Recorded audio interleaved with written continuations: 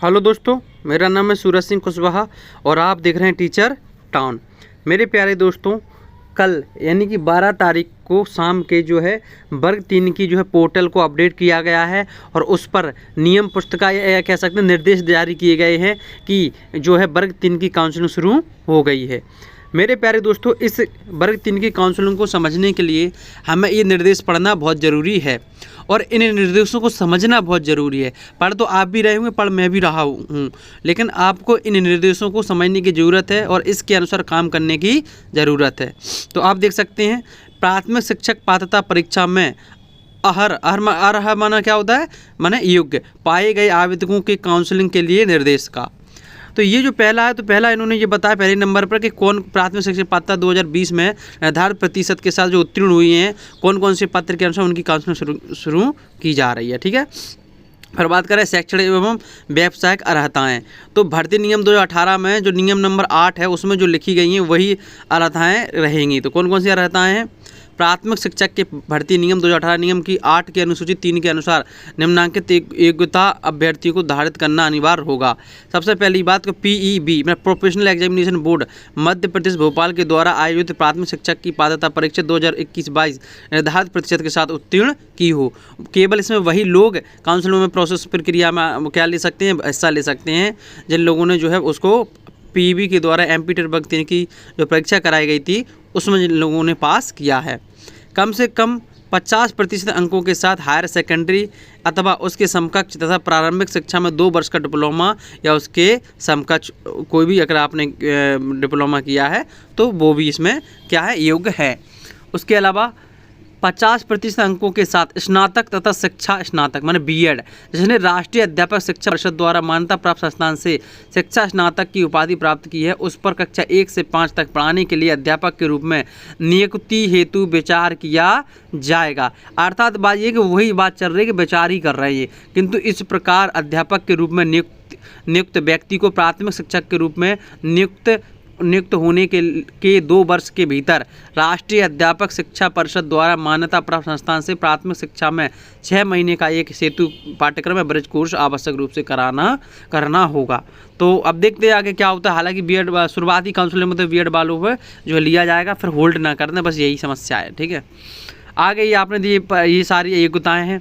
उसके अलावा आप स्नातक उपाधि प्रारंभिक शिक्षा में 2 वर्ष डिप्लोमा था उसके समकक्ष, तो ये सब चीज़ें रहेंगी। ठीक है, तो ये अपन को देखना पड़ेगा, तो ये भी एक मान्यता हो सकती है। अब अपन बात करें उम्र की, तो देखिए अलग अलग जो है लोगों के लिए अलग अलग उम्र का वो रखा गया है कि पुरुष आवेदक 43 वर्ष तक हो सकते हैं और जो महिलाएं 52 वर्ष तक हो सकती हैं। तो आपको ये पहले से ही पता था और अभी भी ये सेम किसी ने छाप दिया, तो आप इसको पढ़ लेना। अब इसमें जो पढ़ने लायक चीज़ है वो इम्पोर्टेंट पढ़ने लायक चीज़ ये है कि काउंसलिंग की प्रक्रिया। और अच्छा एक चीज़ और बता दूँ, परिवीक्षा एवं वेतन, ये बहुत ही दुख की बात है कि इन्होंने जो है परिवीक्षा एवं वेतन 2019 में संशोधन किया था, यानी कि 4 साल की परिवीक्षा। अर्थात यहाँ पे क्या होगा कि 4 साल में आपका पूर्णतः सम्मिलियन होगा। उसके अलावा 3 साल तक आपको पहली साल 70% टोटल सैलरी के 70%, दूसरी साल में 80%, तीसरी साल में 90% और जब चौथी साल में जाके आपको पूरे 31-32 हज़ार रुपये मिलेंगे। ठीक है, एक बहुत वैसी बात है। और कौन कौन से लोग जिसमें मतलब योग्य नहीं माने जाएंगे, निर्हरताएँ हैं ये, किन लोगों को लिया नहीं जाएगा। ठीक है, आगे अब है हम बात करेंगे यहाँ पे योग्यता एवं चयन सूची तैयार करने की प्रक्रिया। ये सबसे इम्पोर्टेंट है, योग्यता एवं चयन प्रक्रिया करने की सूची। देखो, यह प्रक्रिया विभाग के आदेश क्रमांक F01 ऐसे करके संशोधन पत्र फलाना ढकाना ये लिखा हुआ है 29/9/2022 के आधार पर की जाएगी, जिसमें अधिकतम अंक प्राप्त करने वाले अभ्यर्थियों का नाम सूची में सबसे ऊपर दर्शाया जाएगा और इसके बाद अन्य नाम अवरोही क्रम में दर्शाए जाएंगे। अर्थात जो मेरिट बनेगी यानी कि जिन लोगों के ज़्यादा नंबर, जिनकी रैंक ज़्यादा नंबर उनको ऊपर रखा जाएगा, वो तो क्लियर है, मैंने अवरोही क्रम में बनाई जाएगी। ठीक है, यानी कि मेरिट लिस्ट आएगी।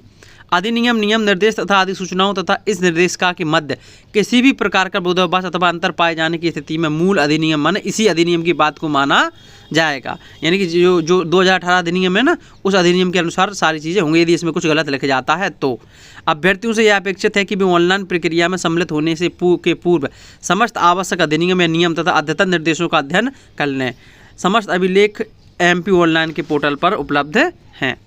प्रक्रिया शुल्क क्या लगेगा, तो जो UR की है, जो अनरिजर्व कैटेगरी के जो अनारक्षित अभ्यर्थी हैं उनके लिए 200 रुपये भरने पड़ेंगे, और जो अनुसूचित जाति, अनुसूचित जनजाति और अन्य पिछड़ा वर्ग और दिव्यांगजन हैं और आर्थिक रूप से कमजोर EWS उनको 150 रुपये देने पड़ेंगे फॉर्म भराने के। और यह जो शुल्क होगा वो नॉन रिफंडेबल होगा, अर्थात वो फीस आपको वापस नहीं की जाएगी। अब यदि अभ्यर्थियों को कोई प्रॉब्लम होती है तो एक नंबर दिया कॉल सेंटर पर 0755672020, ठीक है। इसे हम 8:30 बजे से रात में 8:30 बजे तक संपर्क कर सकते हैं। अब है सबसे इम्पोर्टेंट चीज़, भर्ती प्रक्रिया के चरण। पात्रता परीक्षा में निर्धारित प्रतिशत के साथ उत्तीर्ण करने वाले ऐसे अभ्यर्थी जिन्होंने अतिथि शिक्षक के रूप में निर्धारित दिवस या सत्र में कार्य किया है, वे अपनी प्रविष्टि MP ऑनलाइन पोर्टल पर करेंगे। अतिथि श्रेणी में होने की पुष्टि या सत्यापन करते हुए अभ्यर्थी अतिथि श्रेणी के सामने यस ऑप्शन पर क्लिक करेंगे। जो अभ्यर्थी इस श्रेणी में नहीं आते हैं उनसे इस चरण में कोई कार्रवाई अपेक्षित नहीं है, अर्थात जो लोग नहीं आते इस चरण में, जो लोग अतिथि नहीं है उन्हें ये काम करना जरूरी नहीं है। सेकंड, तदुपरांत इसके बाद राज्य स्तर से MP ऑनलाइन के पोर्टल पर उपलब्ध रिक्तियों के आधार पर कट ऑफ तय कर मेरिट क्रम में दस्तावेज अपलोड करने हेतु अभ्यर्थियों की सूची जारी की जाएगी। देखो ये एक बड़ी विडंबना है कि अभी वर्ग 2 की काउंसलिंग में मैंने सबके डॉक्यूमेंट अपलोड कराए, लेकिन यहाँ ये कह रहे हैं कि हम यहाँ पर सूची जारी करेंगे, पहले मेरिट लिस्ट बनाएं, पहले कट ऑफ बनाएंगे। अगर 15.2 नियम की बात करें तो ये कह रहा है कि सबसे पहले हम क्या बनाएंगे, सबसे पहले जो मेरिट बनाए, क्या बनाए मेरिट, पहले एक सूची जारी होगी, वही लोग दस्तावेज अपलोड करेंगे, ठीक है। तो कट ऑफ तय कर मेरिट लिस्ट क्रम में दस्तावेज अपलोड करने हेतु अभ्यर्थियों की सूची जारी की जाएगी। यह सूची पश्चातावर्ती तिथियों में विभिन्न प्रक्रिया के आधार पर संबंधितों के दस्तावेजों के सत्यापन व रिक्त पदों की संख्या के अध्याधीन होगी। सूची में नाम सम्मिलित होने के आधार पर कोई भी अभ्यर्थी नियुक्ति का दावा नहीं कर सकता। क्यों नहीं कर सकता? क्योंकि सूची में नाम आ गया। अब तुम डॉक्यूमेंट्स अगर अपलोड नहीं करोगे या डॉक्यूमेंट सही नहीं दोगे तो फिर कैसे तुम्हारी नियुक्ति हो पाएगी। दस्तावेज सत्यापन सूची में जिन अभ्यर्थियों के नाम प्रदर्शित किए जाएंगे उन्हें निर्धारित फीस जमा कर MP ऑनलाइन पोर्टल पर निर्धारित, तो क्या करेंगे, जिनकी सूची में नाम होगा उन्हें MP पोर्टल पर क्या कराना पड़ेगा, अपना जो है सब चीज़ मतलब काउंसलिंग करानी पड़ेगी। तो फीस देनी पड़ेगी 150 रुपये। तो फीस जमा कर या 200 रुपये फीस जमा कर MP ऑनलाइन पोर्टल पर निर्धारित अवधि में अपने दस्तावेज अपलोड करने होंगे। तो दस्तावेज अपलोड करते समय अभ्यर्थी को यह प्रविष्टि करनी होगी कि वह किस जिले में अपने दस्तावेज का सत्यापन कराना चाहता है, ठीक है। तो ये अपन को ये समझना पड़ेगा कि जो अभ्यर्थी है वो अपने दस्तावेजों का सत्यापन किस जिले में कराना चाहता है। जैसे आप अपना होम डिस्ट्रिक्ट चुन सकते हो कि हम दतिया में कराना चाहें, दतिया, जैसे मेरा दतिया होम डिस्ट्रिक्ट है, आपका भिंड हो सकता है, अलग अलग हो सकते हैं, ग्वालियर हो सकता है। तो आप ये जो सत्यापन के लिए कोई भी जो है जिला चुन सकते हैं, अपलोड करना होगा। दस्तावेज अपलोड करते समय अभ्यर्थी को यह प्रविष्टि करनी होगी कि वह किस जिले में अपने दस्तावेजों का सत्यापन करता है, ये हो गया, ठीक है। अतिथि शिक्षकों को उसी जिले में दस्तावेजों का सत्यापन कराना अनिवार्य होगा जिस जिले में उनके द्वारा अतिथि शिक्षक के रूप में कार्य किया गया है। अब हमारी बात समझ माने, जहाँ भी आपने अतिथि का कार्य किया जिस जिले में, उस जिले में ही आपका डॉक्यूमेंट्स का वेरिफिकेशन होगा। एक से अधिक, अब मान के चलो एक अतिथि ने दो जिलों में पढ़ाया, तो एक से अधिक जिलों में अतिथि शिक्षक के रूप में कार्य करने पर उन्हीं जिलों में से किसी एक जिले का चयन अभ्यर्थी को करना होगा। सत्यापन हेतु जिले तथा कार्यालय के चयन का अंतिम अधिकार आयुक्त लोक शिक्षण का होगा, ठीक है। अब इसके बाद संबंधित अभ्यर्थियों को दस्तावेज के सत्यापन हेतु जिला शिक्षा अधिकारी मतलब DO बोलते हैं या सहायक आयुक्त कार्यालय में निर्धारित दिनांक तथा समय पर उपस्थित होकर दस्तावेजों का सत्यापन कराना होगा। सत्यापन के समय अभ्यर्थी को अपने मूल दस्तावेज एवं उनकी स्वयं प्रमाणित प्रतियों के 3 सेट साथ लाने होंगे। ये सेट सत्यापन के दौरान संबंधित अधिकारी द्वारा मूल दस्तावेज से मिलान कर कार्यालय में जमा करा लिए जाएंगे तथा इसका ऑनलाइन प्रमाणीकरण किया जाएगा। सत्यापन के समय उपस्थित होने एवं दस्तावेजों के प्रमाणीकरण की स्थिति में की ऑनलाइन जनरेटेड पावती संबंधित को प्रदान की जाएगी, यानी कि हम लोगों को प्रदान की जाएगी। इसमें एक रेफरेंस नंबर होगा। निर्धारित तिथि तथा समय पर सत्यापन हेतु उपस्थित न होने वाले अभ्यर्थियों को चयन हेतु अयोग्य माना जाएगा। यदि आप सत्या या वेरिफिकेशन के टाइम पे यदि आप नहीं आए तो आपको अयोग्य माना जाएगा, आपको हटा दिया जाएगा। दस्तावेज सत्यापन में किसी भी प्रकार की संशोधन का अनुरोध स्वीकार नहीं होगा। दस्तावेजों की सत्यापन उपरांत अंतिम रूप से अर्ह पाए गए अभ्यर्थियों की चयन सूची जारी होगी। पर एक चयन सूची जारी होगी कि इन लोगों का जो क्या हो गया है, एक तरीके से अंतिम चयन हो गया है। फिर इन लोगों को क्या करेंगे, अगला देखो, अंतिम चयन सूची में चयनित अभ्यर्थियों को पोर्टल पर दर्शाई गई रिक्तियों के आधार पर पदस्थापना संबंधी विकल्प चॉइस फिलिंग करानी होगी। चॉइस फिलिंग माने कौन सा स्कूल लेना चाहते हैं और कौन से स्कूल में लेना चाहते हैं। पदस्थापना हेतु रिक्त पदों की सूची में स्कूल शिक्षा विभाग और जनजातीय कार्य विभाग दोनों की शालाएं सम्मिलित होगी। स्कूल के आगे जो होंगे वो TWD और जो SED लिखी होगा। तो सीधी बात है, स्कूल शिक्षा विभाग के जनजातीय कार्य विभाग के सामने लिखी होगी TWD और जो स्कूल शिक्षा विभाग है उसके सामने लिखी होगी SED लिखा होगा।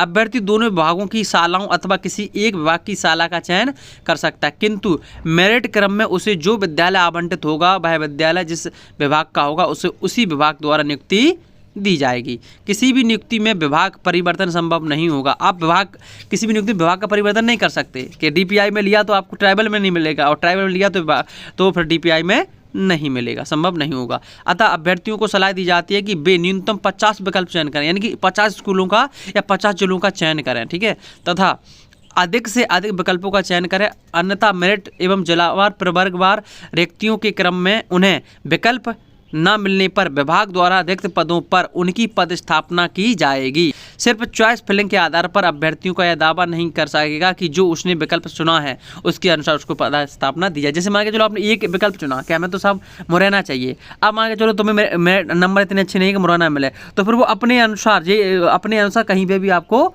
नियुक्त कर देंगे। समझ में बात कहीं, तो आप इस पर नहीं कर सकते कि हमने तो जो विकल्प चुना था उसके अनुसार दो हमें, ठीक है। समस्त अभ्यर्थी को स्पष्ट किया जाता है कि वे समस्त दस्तावेज यथा जाति, शैक्षणिक योग्यता, व्यावसायिक योग्यता, अनुभव, आरक्षण संबंधी अन्य दस्तावेज पोर्टल पर अपलोड किए जाने की तिथि के पूर्व ही अपने स्तर पर तैयार रखेंगे। सभी अभ्यर्थियों को समस्त दस्तावेज अपलोड करना अनिवार्य होगा। ये ध्यान रखना, ये सारी चीज़ें, जाति, आय, जो भी दस्तावेज है इसमें, ये सारी चीज़ों को ध्यान रखो आप लोग कि ये सारी चीज़ों को तैयार करके रख लें आज ही। अब इतनी जल्दी प्रोसेस होगी, देखो आज तक यह संभव नहीं हुआ कि 2-2 4-4 काउंसिल चला रही है DPI और ये ट्राइबल, ठीक है। ये जो है चुनाव का एक तरीके से प्रेशर है, तो आप लोगों को मैं यही समझा देता हूँ कि आप जो है अपने दस्तावेजों को बहुत अच्छे से तैयार कर लें। अब देखो अब कब का क्या क्या होगा, देखो स्थानीय समाचार पत्रों में विज्ञप्ति का प्रकाशन तो किस तारीख को का भी इन्होंने ये दिया नहीं है, ठीक है। MP ऑनलाइन पर पोर्टल पर निर्देशिका या रिक्तियाँ, सुसंगत नियम, अधिनियम तथा निर्देशों को अपलोड करना, ये यदि तारीख नहीं दी है। अति की श्रेणी में आने वाले आवेदकों को चिन्हांकन हेतु पंजीयन ये कराना होगा आपको। MP ऑनलाइन द्वारा, समझ में आ रही बात, MP ऑनलाइन द्वारा जो है रिक्तियों के आधार पर तो रिक्तियों के आधार पर जो है क्या चला रुको, अति श्रेणी की में आने वाले आवेदकों को पंजीयन होगा। तीसरे नंबर पर, चौथे नंबर पर MP ऑनलाइन द्वारा व्यक्तियों के आधार पर दस्तावेज सत्यापन सूची, अब माने सूची बने उन लोगों की सूची आएगी, मेरिट लिस्ट आएगी जो लोग जो अपलोड करने के लिए एक तरीके से पात्र होंगे। अभ्यर्थी हेतु दस्तावेज अपलोड करने हेतु सूची को अपलोड करना, दस्तावेज सत्यापन सूची के अभ्यर्थियों द्वारा दस्तावेजों को अपलोड होगा, अपलोड करेंगे फिर अपन लोग, फिर क्या करेंगे, जिला स्तर पर अभिलेखों का सत्यापन होगा। सत्यापन उपरांत अंतिम चयन सूची का प्रकाशन होगा और अभ्यर्थियों द्वारा शालाओं का विकल्प यानी चॉइस फिलिंग होगी और नियुक्ति आदेश जारी कर दिए जाएंगे। विशेष उपयुक्त तिथियां अनुमानित है तथा किसी भी समय आवश्यक होने पर परिवर्तित की जा सकती हैं। उपयुक्त तिथियों के अनुसार विवरण का प्रकाशन MP ऑनलाइन की पोर्टल पर किया जाएगा। अभिलेख सत्यापन के संबंध में अभ्यर्थियों को पृथक से स्थान, दिनांक तथा समय की सूचना उनके पंजीकृत मोबाइल, दूरभाष क्रमांक व SMS तथा ईमेल के माध्यम से की जाएगी। अभ्यर्थी स्वयं का स्टेटस भी http://trc.online पर चेक कर सकेंगे। अब बात करते हैं हम कौन कौन से दस्तावेज अपन को लाना। तो प्राथमिक शिक्षा हेतु जो है दस्तावेज, जन्म तिथि के प्रमाणीकरण हेतु 10वीं की मार्कशीट, 12वीं की मार्कशीट, स्नातक उपाधि की अंक सूची, आरक्षण का लाभ प्राप्त करने वाले अभ्यर्थियों को अनुसूचित जाति, जनजाति या अन्य पिछड़ा वर्ग या EWS से संबंधित जो है आपको जो प्रमाण पत्र मिलता है वो नवीनतम और डिजिटल प्रमाण पत्र हो, तो नवीनतम होना चाहिए, माने अपडेटेड होना चाहिए। तो ये चीज़ क्लियर हो गया, अप टू डेट, पुराने की जरूरत नहीं है, यदि अप टू डेट होना चाहिए। यदि पुराने के आधार पर भरा बस यस होना चाहिए कि उस टाइम पे आपका पुराना होना चाहिए, ठीक है। तो नवीनतम चाहिए, तो हर चीज़ आपको बिल्कुल अप टू डेट चाहिए। मध्य प्रदेश का स्थानीय निवास प्रमाण पत्र होना चाहिए। अति शिक्षक से अनुभव से संबंधित सक्षम अधिकारी द्वारा जारी प्रमाण पत्र होना चाहिए, अतिथि शिक्षक का जो अनुभव प्रमाण पत्र है। और दिव्यांगता या भूतपूर्व सैनिक की स्थिति में सक्षम अधिकारी द्वारा जारी वैध या नवीनतम डिजिटल प्रमाण पत्र होना चाहिए। BEd की अंक सूची सभी सेमेस्टर या वर्षों की, DLED की अंक सूची सेमेस्टर या सभी वर्षों की। आयु छूट संबंधी प्रमाण पत्र सक्षम अधिकारी द्वारा यदि लागू हो तो।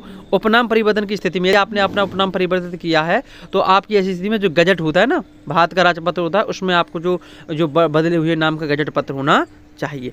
इस प्रकार से इन सारी जो है चीज़ों को क्या होना चाहिए, आपके पास दस्तावेज होने चाहिए और इन दस्तावेजों के आधार पर ही आपको नियुक्ति दी जाएगी। मेरे प्यारे दोस्तों देखिए, जो लोग भी थोड़े सीरियस कैंडिडेट हैं और इनके ठीक ठाक नंबर हैं, क्योंकि जो वर्ग 2 में अभी काउंसलिंग हुई वो दूसरे तरीके से हुई कि उसमें पहले अपलोड करा लिए सभी लोगों के क्या दस्तावेज, लेकिन यहाँ जैसे वर्ग 1-2 की पहले हुई थी वैसी हो रही है, मतलब पहले मेरिट लिस्ट आएगी तो जो लोग कट ऑफ पार करेंगे केवल उन्हीं के दस्तावेज अपलोड होंगे। ये चीज़ समझ में आ रही बात कि नहीं? तो हम यहाँ पे क्या करने जा रहे हैं, हम यहाँ पे ये करने जा रहे हैं कि जो भी लोग हैं, जिन लोगों का अच्छे नंबर हैं, वो लोग अपने दस्तावेजों को क्या करें, वो लोग अपने दस्तावेजों को क्या करके रखें, तैयार करके रखें A to Z, जाति आय ये सब चीज़ें बहुत इंपॉर्टेंट है, ठीक है। और तभी दीपावली मनाएं जब ये सब चीज़ों को करेक्ट करके रखें। नाम गलत है तो एफिडेविट बनवा लें, ठीक है नहीं, तो इस तरीके से अपन आगे बढ़ेंगे, ठीक है दोस्तों। जय हिंद, जय भारत। यदि आप ऑथेंटिक न्यूज को जानना पसंद करते हैं या समझते हैं तो आप मेरे चैनल को सब्सक्राइब कर सकते हैं।